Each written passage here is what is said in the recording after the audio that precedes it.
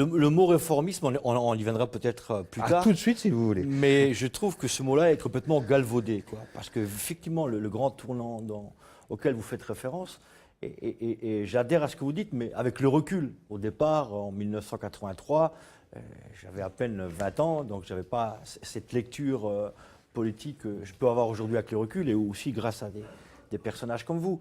Je pense que là, il y a eu le tournant de la rigueur, mais il y a aussi un tournant qui aujourd'hui est très très bien ancré dans la société économique internationale, c'est le poids du monde de la finance. C'est-à-dire qu'à partir de ce moment-là, le peu de pouvoir qu'avait encore le politique, il l'a laissé, il l'a dissolu aux mains du monde de la finance. Et je vais vous citer un exemple. Actuellement, nous avons un débat assez farouche au niveau du Parlement européen sur le fameux plan Juncker, comment relancer l'économie. Eh bien, tous les débats, tous, quels qu'ils soient, tournent autour du capital risque, comment on minore, comment on fait en sorte que les investisseurs d'aujourd'hui et les investisseurs de demain ne prennent plus aucun risque.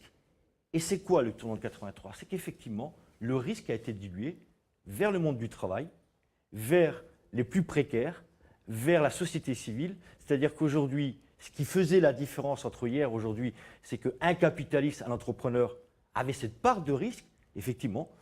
C'est lui qui prenait seul le risque parce qu'il engageait ses propres fonds. Aujourd'hui, le monde d'aujourd'hui, c'est que le capitalisme ne veut plus prendre aucun risque et c'est effectivement validé par des choix politiques et notamment, on pourra en parler, les choix politiques et économiques de la France, mais les choix économiques aussi de l'Europe où tout est pensé, orchestré autour de comment on peut rassurer le monde de la finance, le monde de l'entreprise. Et c'est ça qui est terrible. Et ce cri de colère que je lançais au mois de décembre 2012, c'est justement là. Et je pense que là où je vous rejoins, c'est qu'il faut repenser la politique. Il faut repenser le modèle politique. Et il faut effectivement réfléchir à comment, ce qui devrait être quelque chose de complètement normal, on redonne la parole au peuple. Et comment on redonne la parole à la société civile, comment on l'interroge, comment on la fait participer avant toute prise de décision.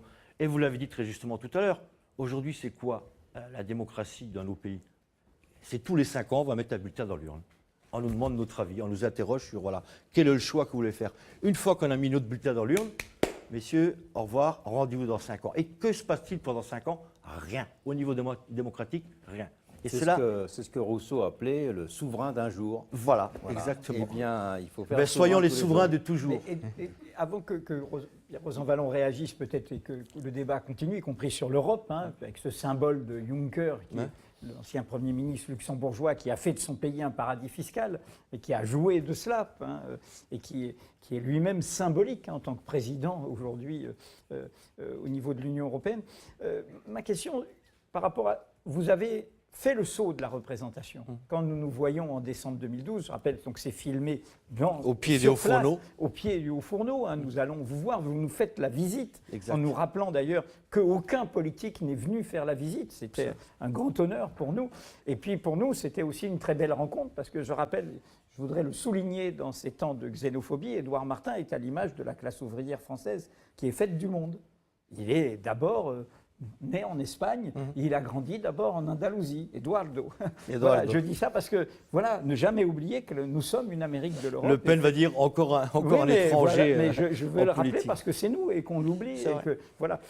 Alors, donc nous faisons cela en fin 2012. Un an, c'est exactement en décembre 2013 que vous annoncez que vous allez être à la campagne européenne, non pas vous n'adhérez pas au Parti socialiste, mais en tête de liste dans le Grand Est, et vous êtes élu au Parlement européen. Donc vous faites le choix.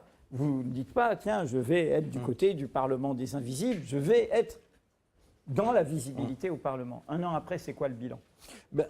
Pour revenir quand même là-dessus, pourquoi le choix de ce saut? C'est pas venu comme ça. Un matin, je me suis réveillé, je dis, banco, j'y vais. C'est qu'à travers la lutte de Florange que nous menions, c'est justement, on avait la prétention, j'espère que c'est bien perçu, enfin en tout cas ça a été bien compris, nous n'avions pas simplement, l'idée de défendre une usine et des emplois, puisqu'il y avait une fermeture qui était annoncée, même si c'est ça qui a déclenché le mouvement, nous étions plus que ça. Nous étions là pour défendre un modèle de société, un choix de société, un choix économique. Pourquoi? Parce que Mittal, qui est quand même le patron d'une méga multinationale, riche à milliards, estimait que ce site n'était pas suffisamment rentable, donc il voulait fermer pour rapatrier cette production dans un autre site beaucoup plus rentable. Donc c'était une histoire, c'est le monde d'aujourd'hui. Ça n'est même plus... à l'époque, lorsqu'on travaillait dans une entreprise et on gagnait un peu d'argent, ben on était quasiment sûr qu'on allait continuer à travailler. Aujourd'hui, ça n'est plus une garantie. Donc on avait cette prétention de peser aussi sur les choix politique avec un P majuscule au sens noble du terme, sans parti pris, c'est de dire est-ce que...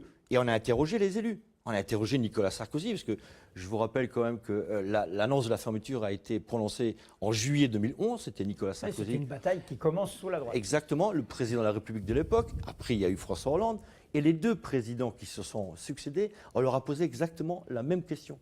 Vous, en tant que président de la République, donc garant de l'intérêt général, pensez-vous normal que les intérêts d'une multinationale l'emportent sur les intérêts d'un pays? Et donc, c'est fort de ce constat où le syndicaliste que j'étais, je me suis rendu compte que l'action syndicale s'arrêtait aux portes de l'entreprise. Je me suis dit, si on veut essayer de changer ce monde, un tant soit peu, eh bien, prenons notre bâton de pèlerin et allons-y. Alors, bilan, un an après, j'ai la prétention de ne pas être un politique hors sol. Pourquoi? Justement, dans ce souci de comment on réintroduit un peu plus de démocratie participative de la part des acteurs locaux. J'ai été nommé rapporteur depuis le mois de novembre dernier, puisque j'ai frappé à toutes les portes du Parlement européen, parce que je ne voulais pas être uniquement quelqu'un qui vote lorsqu'on demande de voter, lever la main. Je veux être un acteur justement de cette transformation économique et sociale. Et donc j'ai été nommé, non sans mal, rapporteur d'un rapport d'initiative qui s'appelle le développement durable de la production des métaux de base. Certains, beaucoup de mes collègues font des rapports depuis leur bureau bruxellois. Ils invitent des experts, tout le monde est expert aujourd'hui.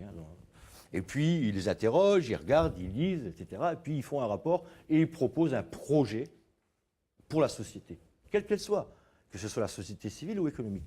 Moi, cette expérience justement du monde ouvrier, cette expérience syndicale, où je me considérais comme un citoyen, et j'avais envie qu'on vienne me demander mon avis, mais je pense que c'est le cas de tous les citoyens de cette terre, eh bien j'ai décidé de faire autrement. Je fais le tour de l'ensemble des pays européens, enfin pas tous parce que le temps manque, mais 9 pays européens, et j'ai ciblé des industries phares, que ce soit la production de zinc, d'acier, d'aluminium, etc., etc. Et que fais-je?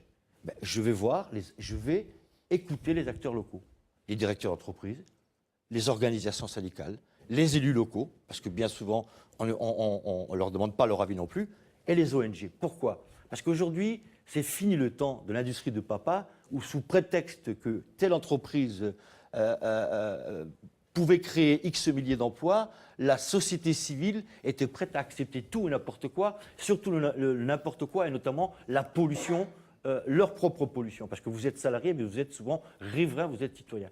Et on a un cas d'école qui se passe en Italie, dans le sud de l'Italie, à Tarente, où j'ai été, où on a le plus gros site de production d'acier en Europe, le site d'Ilva, où effectivement, vous avez à Tarente une ville de 50 000 habitants qui est vraiment scindée en deux.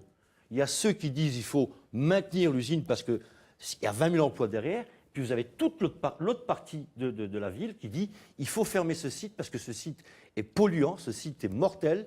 Il a déjà provoqué la mort de 246 personnes à cause des dioxydes de carbone, j'en passe et des meilleurs. Et donc, vous voyez que l'organisation de la société civile est en marche et nous avons l'obligation d'être à leur écoute. D'ailleurs, nous sommes élus pour ça.